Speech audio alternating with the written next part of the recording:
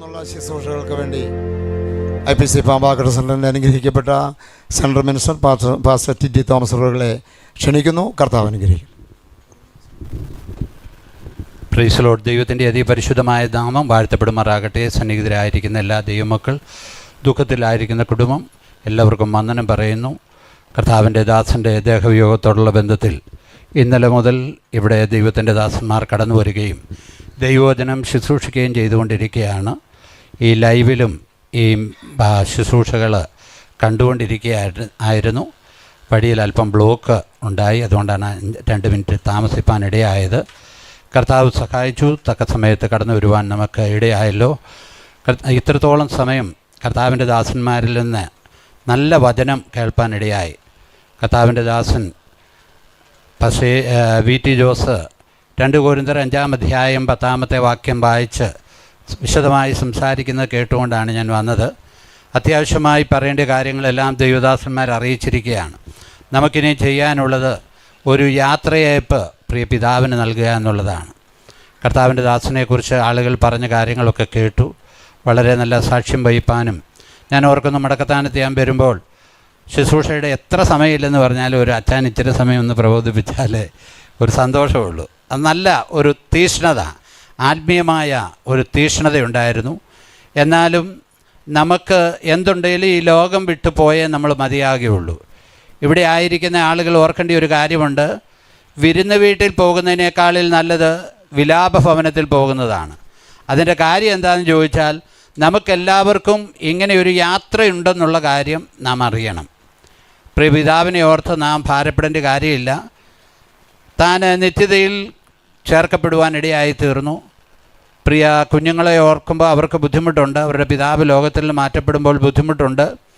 കഴിഞ്ഞ ചില നാളുകൾക്ക് മുമ്പ് പ്രിയ മാതാവും അവരുടെയൊക്കെ മാറ്റപ്പെടുവാനിടയായി തീർന്നു. അവരുടെ വേദന വലുതാണ്. കാരണം മാതാവുമില്ല, പിതാവുമില്ലാത്തൊരവസ്ഥയിലേക്ക് അവർ വന്നിരിക്കുകയാണ്. അവർക്ക് ദുഃഖമുണ്ട്. എന്നാലും അവരെ ആശ്വസിപ്പിക്കുന്നത് ദൈവമായ കർത്താവാണ് അവരെ ആശ്വസിപ്പിക്കുന്നത്. സകല ആശ്വാസത്തിൻ്റെയും ഉറവിടമായ കർത്താവ് അവരെ ആശ്വസിപ്പിക്കും. സ്തോത്രം. കുഞ്ഞുങ്ങൾ വിവിധ സ്ഥലങ്ങളിലാണ്. മാതാവിനെ അവർ നന്നായി ശുശ്രൂഷിച്ചു, പിതാവിനെ ശുശ്രൂഷിച്ചുകൊണ്ടിരുന്നു. എന്നാൽ താനിങ്ങനെ കിടപ്പായി പോകുന്നൊരനുഭവമാണെങ്കിൽ അത് ബുദ്ധിമുട്ടായേനും ദൈവം എല്ലാം നന്നായി ചെയ്യുന്ന ദൈവമാണ്. കർത്താവിൻ്റെ ദാസൻ വാവച്ചൻ പാസ്റ്ററാണെങ്കിലും വളരെ ഈ ഭവനത്തിന് വേണ്ടി കെയർ ചെയ്യുന്നുണ്ട്. ഞങ്ങളത് മനസ്സിലാക്കുന്നുണ്ട്. അതിനെല്ലാം വിശേഷാൽ കർത്താവിൻ്റെ ദാസനെ ദൈവം അനുഗ്രഹിക്കട്ടെ. 1 കൊരിന്ത്യർ 15-ാം അധ്യായം അതിൻ്റെ 20 വാക്യങ്ങളിലേക്ക് നാം വരുമ്പോൾ നമുക്കവിടെ വായിപ്പാൻ ഇങ്ങനെ കഴിയും. 1 കൊരിന്ത്യർ 15-20. എന്നാൽ ക്രിസ്തു നിദ്ര കൊണ്ടവരിൽ ആദ്യഫലമായി മരിച്ചവരുടെ ഇടയിൽ നിന്ന് ഉയർത്തിരിക്കുന്നു. Praise Lord. പലരും ഈ വചനം ശുശ്രൂഷിച്ചതായി ഇവിടെ. ക്രിസ്തു ഉയർത്തെഴുന്നേറ്റിരിക്കുന്നതുകൊണ്ട് നമുക്കൊരു ഉറപ്പ് നൽകിയിട്ടുണ്ട്. നമ്മുടെ പ്രിയ പിതാവ് ഉയർത്തെഴുന്നേക്കും. പൗലോസ്ലീഹ അങ്ങനെ ഒരു ഉറപ്പ് നമുക്ക് തരികയാണ്. ഇവിടെ ആയിരിക്കുന്ന ആളുകളും അറിയണം, അങ്ങനെ ഒരു ഉറപ്പ് തരിക. ക്രിസ്തു ഉയർത്തെഴുന്നേറ്റത് കൊണ്ട് നമ്മുടെ പ്രിയ പിതാവ് എന്തു ചെയ്യും? ക്രിസ്തുവിൽ ഉയർക്കുവാനിടയായിത്തീരും. ഇതുവരെയും വേദനയും പ്രയാസവും ദുഃഖവുമുള്ള ശരീരമാണ്. ബുദ്ധിമുട്ടുണ്ട്. ഒത്തിരി രോഗങ്ങൾ ശരീരത്തിലുണ്ടായിരുന്നു. എന്നാൽ അവയിൽ നിന്നെല്ലാം ദൈവം ഇത്രത്തോളം സഹായിച്ചു. 73 വർഷത്തോളം ആയിരിക്കാനിടയായി തീർന്നു. സങ്കീർത്തനം നമ്മൾ വായിക്കുന്ന ഒരു മനുഷ്യൻ്റെ ആയുഷ്കാലം 70 സംവത്സരം, ഏറെ ആയാൽ 80. അപ്പോൾ 70 അടുത്ത് കഴിഞ്ഞവരും 70 ഉള്ളവരും എല്ലാവരും ഓർക്കണം, ഇനി വലിയ ആഭ്യന്തര കാര്യമൊന്നും അന്വേഷിക്കാതെ നിത്യതയെക്കുറിച്ചുള്ള കാര്യങ്ങളെക്കുറിച്ച് ചിന്തിക്കുക. കാരണം അതാണ് ഏറ്റവും വലുത്. നിത്യതയെക്കുറിച്ച് ചിന്തിക്കുക. വളരെ ശ്രദ്ധിക്കണം. നമ്മൾ മക്കളെ വളർത്തി എല്ലാം ചെയ്തു, നമ്മുടെ ഡ്യൂട്ടിയൊക്കെ ചെയ്തു. എന്നാൽ ഇനി യാക്കോബ് ഒരിക്കൽ പറയുന്നൊരു കാര്യമുണ്ട്, ഞാൻ എൻ്റെ സ്വന്തം ഭവനത്തിന് വേണ്ടി എപ്പോൾ കരുതും. ഇവിടെ ആയിരിക്കുന്നവരോട് പ്രിയ പിതാവിൻ്റെ ശുശ്രൂഷയിൽ അറിഞ്ഞിരിക്കേണ്ട കാര്യം, ഞാൻ എൻ്റെ സ്വന്തം ഭവനത്തിന് വേണ്ടി എപ്പോൾ കരുതും. ഹല്ലേലൂയ. നിങ്ങൾ ശ്രദ്ധിക്കണേ. സ്വന്തം ഭവനത്തിനെക്കുറിച്ച്, നിത്യതയെക്കുറിച്ച്. മരിച്ചതിന് ശേഷം എന്ത് ചെയ്തിട്ട് ഒരു കാര്യവുമില്ല. വേദപുസ്തകം അത് വ്യക്തമായി നമ്മളെ പഠിപ്പിക്കുക. ഞങ്ങൾ ആരെയും കണ്ണിക്കാൻ വേണ്ടി പറയുന്നതല്ല, അതാ സത്യം. മുമ്പേ വായിച്ച് കേട്ടതും അങ്ങനെയല്ലേ? അവനവൻ ശരീരത്തിലിരിക്കുമ്പോൾ ചെയ്തത് നല്ലതാകലും തീയതാകലും അതിന് തക്കവണ്ണം പ്രാപിക്കേണ്ടതിന് നാം ഓരോരുത്തരും ക്രിസ്തുവിൻ്റെ ന്യായാസനത്തിന് മുമ്പാകെ നിൽക്കേണ്ടി വരും. അതിനകത്ത് യാതൊരു എക്സ്ക്യൂസും ഇല്ല. ഓരോരുത്തരും നിൽക്കണം. അവരുടെ പ്രവൃത്തികൾ, കർത്താവിൻ്റെ ദാസൻ വിശദമായി സംസാരിച്ചു, പ്രവൃത്തികൾ വിധിക്കപ്പെടും. സ്തോത്രം. തിരുവചനം പറയുന്നുണ്ട്, പുസ്തകങ്ങൾ തുറന്നു, പുസ്തകങ്ങളിൽ എഴുതിയതിനൊത്തവണ്ണം ന്യായവിധി ഉണ്ടായി. ഓരോരുത്തരുടെ നമ്മുടെ എല്ലാ കാര്യങ്ങളും പുസ്തകങ്ങളിൽ രേഖപ്പെടുത്തുന്നുണ്ട്. അതുകൊണ്ട് ഇവിടെ ആയിരിക്കുന്ന ആളുകൾ ശ്രദ്ധിക്കണം. സ്തോത്രം. അങ്ങനെ ഒരു ന്യായവിധിയുണ്ട്. ആ ന്യായവിധിയിൽ നിന്നുള്ള രക്ഷ കർത്താവിൻ്റെ ദാസൻ ഓർപ്പിച്ചല്ലോ. കർത്താവായ യേശു ക്രിസ്തുവിൽ വിശ്വസിക്കുമ്പോൾ ആ ശിക്ഷാവിധിയിൽ നിന്ന് നമുക്ക് എന്ത് ചെയ്യാൻ പറ്റും? രക്ഷ നേടാൻ പറ്റും, ശിക്ഷാവിധിയിൽ നിന്ന്. സ്തോത്രം. ഹല്ലേലൂയ. ഞങ്ങൾക്ക് മരിച്ചുപോയവരോട് സ്നേഹമുണ്ട്, ബഹുമാനമുണ്ട്. പ്രിയ പിതാവിനെ അടക്കുന്നത് എൻ്റെ മാതാവിനെയും പിതാവിനെയും സഹോദരനെയും അടക്കിയെടുത്ത അവിടെ ചെല്ലുമ്പോൾ ഞാൻ ആ സെല്ലിലേക്ക് നോക്കാറുണ്ട്. എനിക്ക് എൻ്റേതായ ഫീലിംഗ് ഉണ്ട്. വേറൊരു കാര്യമല്ല. കാരണം എൻ്റെ മാതാവിനെയും പിതാവിനെയും, സ്തോത്രം, എൻ്റെ സഭയിലെ പല മൂപ്പന്മാരെയും വിശ്വാസികളെയും അടക്കിയിരിക്കുന്ന സ്ഥലമാണ്. അപ്പോൾ അവിടെ ചെല്ലുമ്പോൾ നമുക്ക് ആ ഫീലിംഗ് ഉണ്ടാകും. അത് തെറ്റാണെന്ന് ഞാൻ ഒരിക്കലും പറയത്തില്ല. പക്ഷേ ആ ഒരു സ്നേഹം നമുക്കുണ്ട്.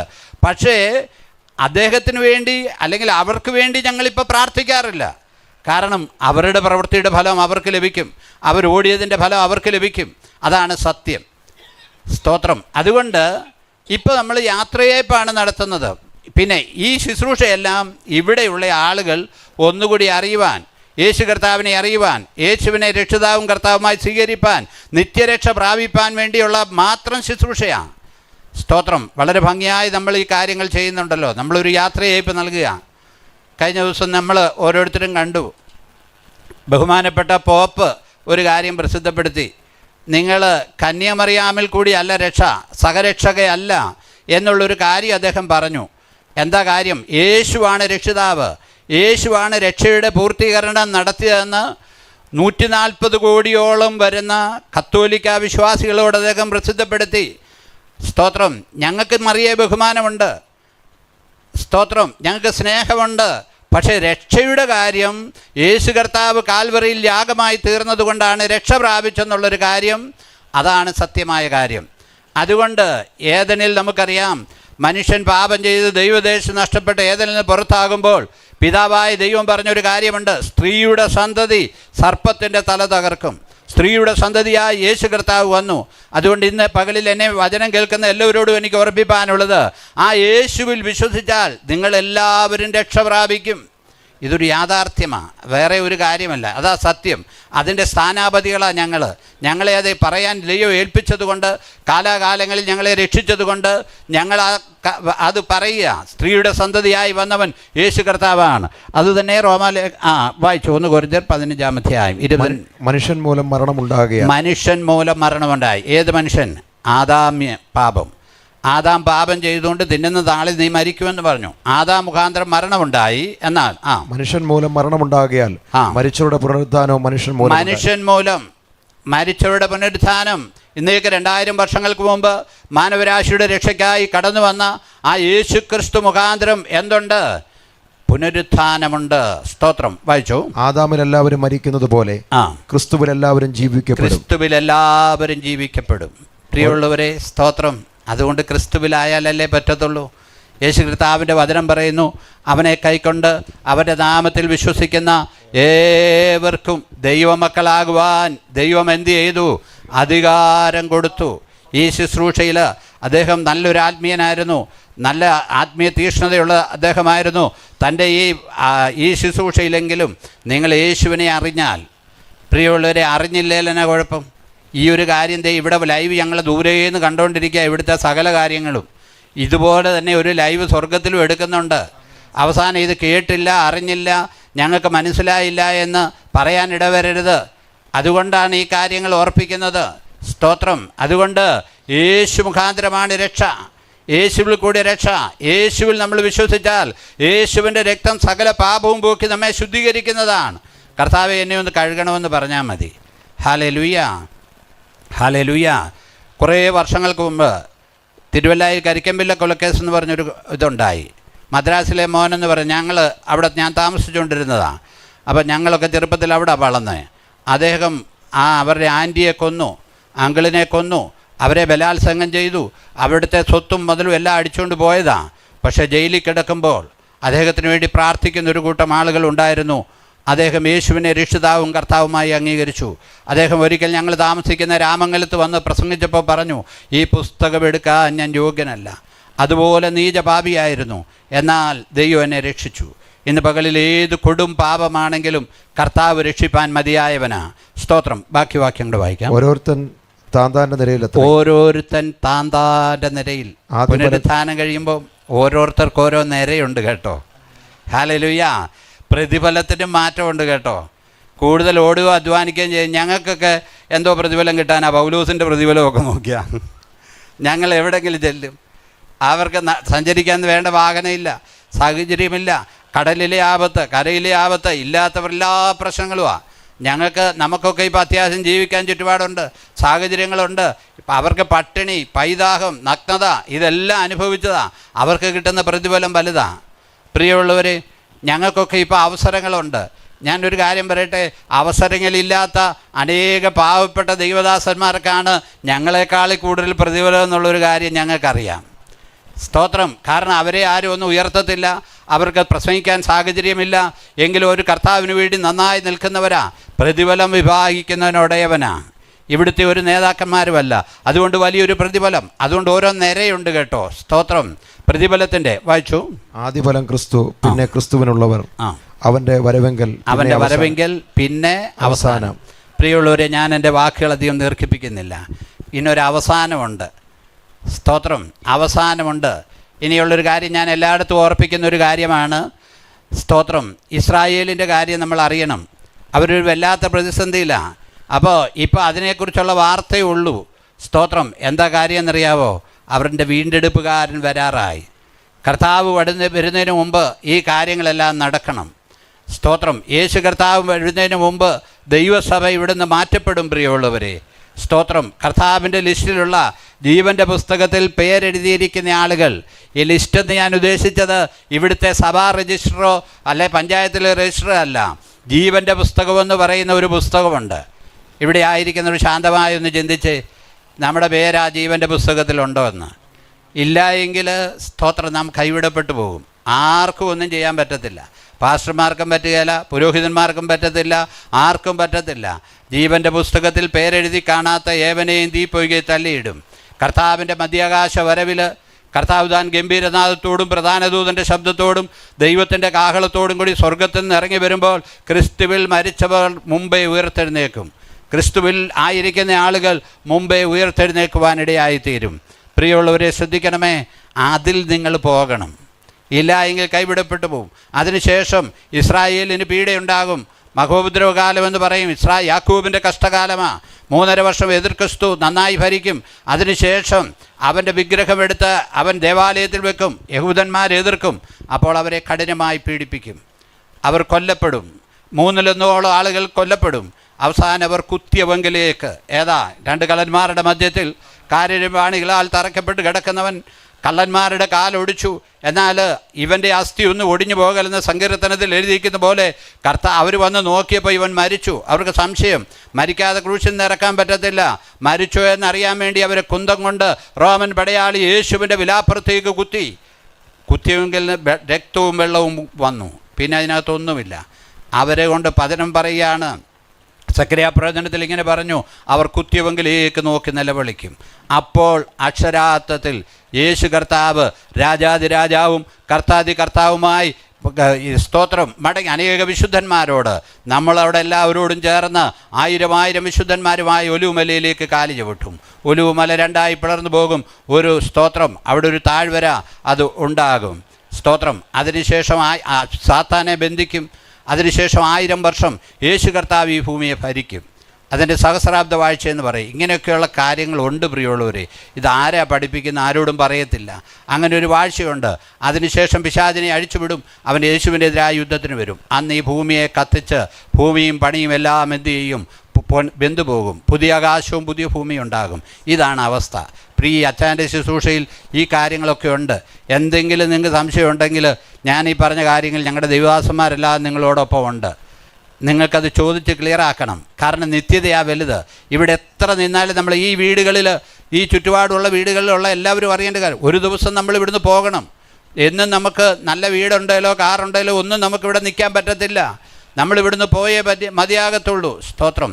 അതിനു മുമ്പായി യേശുവിനെ രക്ഷിതാവും കർത്താവുമായി അംഗീകരിക്കുക, പാപവഴികളോട് വിട പറയുക. ദൈവം നമ്മെ സഹായിക്കട്ടെ. ഇപ്പോൾ കർത്താവിൻ്റെ ദാസൻ രഞ്ജു മാത്യു എഴുന്നേറ്റ് 90-ാം സങ്കീർത്തനം വായിക്കും. അതിനുശേഷം കൊയർ ഒരു പാട്ട് പാടുമ്പോൾ നമ്മൾ എല്ലാവരും എഴുന്നേറ്റ് നിന്ന് അത് പ്രിയ പിതാവിന് ഒരു യാത്രയയപ്പ് നൽകുകയാണ്. അതിനുശേഷം പ്രാർത്ഥിച്ച് നാം ഇവിടുത്തെ ശുശ്രൂഷ അവസാനിപ്പിക്കും. പിന്നെ സെമിത്തേരിയിലായിരിക്കും. Praise the Lord.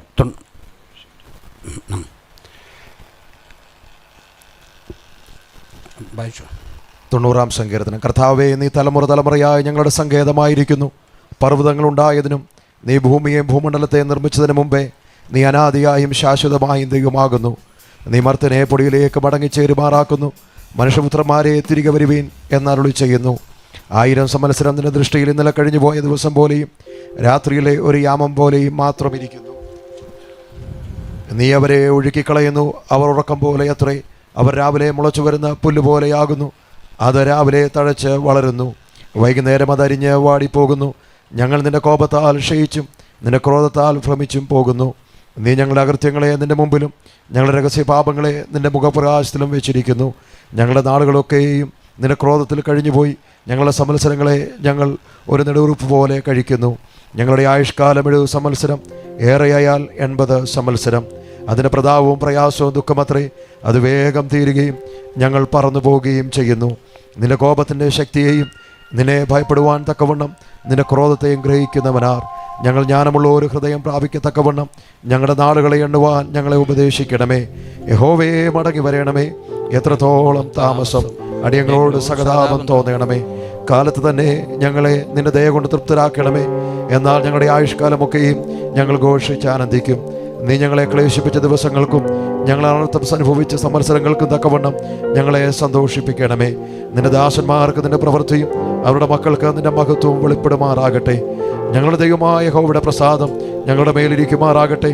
ഞങ്ങളുടെ കൈകളുടെ പ്രവൃത്തിയെ സാധ്യമാക്കി തരണമേ. അതേ, ഞങ്ങളുടെ കൈകളുടെ പ്രവൃത്തിയെ സാധ്യമാക്കി. ഇപ്പോൾ കൊയർ ഒരു പാട്ടിൻ്റെ 1-2 രീതികളിൽ പാടി കഴിയുമ്പോൾ അതിന് ശേഷം പ്രാർത്ഥിച്ച് ആശീർവാദം പറഞ്ഞതിന് ശേഷം ബോഡി മോർച്ചറിയിൽ നിന്ന് മാറ്റും, അന്ത്യചുംബനം കൊടുക്കും. ആ സമയവും കൊയറെ പാടിക്കൊണ്ടിരിക്കും. ഈ സമയം നമുക്ക് എല്ലാവർക്കും ഒന്ന് എഴുന്നേറ്റ് നിൽക്കാം. പ്രിയ പിതാവിനെ നമ്മളിവിടെ യാത്രയാക്കുകയാണ്. താൻ മനോഹരമായി പണിത ഭവനത്തിൽ നിന്ന് തൻ്റെ സഹോദര കുഞ്ഞുങ്ങളെയൊക്കെ വിട്ട് താൻ പോവുകയാണ്. ബന്ധുക്കളെയും ചാർച്ചക്കാരെയെല്ലാം താൻ വിട്ടിട്ട് നിങ്ങൾ അദ്ദേഹത്തോടുള്ള സ്നേഹം കൊണ്ട് വന്നവരാണ്. നമ്മുടെ സ്നേഹത്തോടെ പ്രിയ തങ്കച്ചായനെ നമുക്ക് യാത്രയാക്കാം. Praise the Lord. മന്ദിലുറങ്ങിടുന്ന ശുദ്ധിമാന്മാർ കാഹളനാദം കേൾക്കുന്ന മാത്രയിൽ, മന്ദിലുറങ്ങിടുന്ന ശുദ്ധിമാന്മാർ കാഹളനാദം കേൾക്കുന്ന മാത്രയിൽ പെട്ടെന്നുയർത്തു വാനിൽ ചേർന്നിടുമേ. പെട്ടെന്നുയർത്തു വാനിൽ ചേർന്നിടുമേ. തീരാത്ത സന്തോഷം, തീരാത്ത സന്തോഷം, തീരാത്ത സന്തോഷം പ്രാപിക്കുമവർ. തീരാത്ത സന്തോഷം, തീരാത്ത സന്തോഷം, തീരാത്ത സന്തോഷം പ്രാപിക്കുമവർ. കർത്താവേ, സ്വർഗീയ പിതാവേ, ഞങ്ങളുടെ പാൽസില സഹോദരൻ തങ്കച്ചായനെ ഞങ്ങൾ യാത്ര അയക്കുകയാണ്. ഈ ഭൂപരപ്പിൽ താമസിച്ചു, തന്നെക്ക് ഇത്രയും നന്മകളൊക്കെ നൽകി, മക്കളെ നൽകി, കൊച്ചുമക്കളെ നൽകി.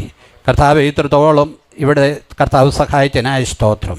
ഞങ്ങൾ അറിയുന്നു, ഏത് മനുഷ്യന് ഉറച്ചു നിന്നാലും ഒരു ശ്വാസമാണ്. ഞങ്ങൾ വായിച്ചു, ഒരു മനുഷ്യൻ്റെ ആയുഷ്കാലം 70 സംവത്സരമാണ്, ഏറെയായാൽ 80 ഞങ്ങൾ വായിച്ചു. കഴിഞ്ഞ 73 വർഷക്കാലം തനിക്കിവിടെ ജീവിപ്പാൻ കൃപ കൊടുത്തു. ഇത്രത്തോളം നന്മകൾ കാണുവാനിടയായ സ്തോത്രം. കർത്താവേ, ഇവിടെ തന്നോടുള്ള സ്നേഹത്തിൽ കടന്നു വന്ന് പ്രിയപ്പെട്ടവർക്കായി സ്തോത്രം. തന്നെ സ്നേഹിക്കുന്ന എൻ്റെ മക്കൾക്കായി സ്തോത്രം. കർത്താവേ, കുഞ്ഞുങ്ങളെ എവിടുന്ന് ആശ്വസിപ്പിക്കണമേ. ഞങ്ങൾ കർത്താവേ നിന്റെ ദാസനെ ഇവിടുന്ന് യാത്രയാക്കിയാണ്. ഈ ശുശ്രൂഷയിൽ കടന്നു വന്നവരെല്ലാവരും കർത്താവിനെ അറിയുവാൻ കർത്താവ് സഹായിക്കണമെന്ന് പ്രാർത്ഥിക്കുന്നു. കർത്താവിൻ്റെ കരങ്ങളിലേക്ക് ഏൽപ്പിക്കുന്നു. പ്രിയ സഹോദര തങ്കച്ചായ, പോയിക്കൊള്ളുക. പോയി വിശ്രമിച്ച് കാലാവസാനത്തെങ്കിൽ നിന്റെ ഓഹരി പ്രായിപ്പാൻ എഴുന്നേറ്റ് വരുന്നവരെയും ഞങ്ങൾ ഈ ഭവനത്തിൽ നിന്ന് താങ്കളെ യാത്രയാക്കുന്നു. കർത്താവെ, നിന്റെ കരങ്ങളിലേക്ക് ഈ കുഞ്ഞുങ്ങളെ ഏൽപ്പിക്കുന്നു, ബന്ധുമിത്രാദികളെ ഏൽപ്പിക്കുന്നു. എല്ലാവരെയും സഹായിക്കണം, തുറന്നുള്ള ശുശ്രൂഷകളെയും അനുഗ്രഹിക്കണം. യേശുനാമത്തിലും നമ്മുടെ നാം പ്രാർത്ഥിച്ച എല്ലാ വിഷയങ്ങളുടെ മേലും ഇന്നും എന്നേക്കും ഉണ്ടായിരിക്കുമാറാകട്ടെ. നമ്മുടെ കർത്താവ് മുഖാന്തരം ചെയ്യുന്ന ദൈവത്തിന് സ്തോത്രം ചെയ്യാം. Hallelujah, hallelujah, hallelujah.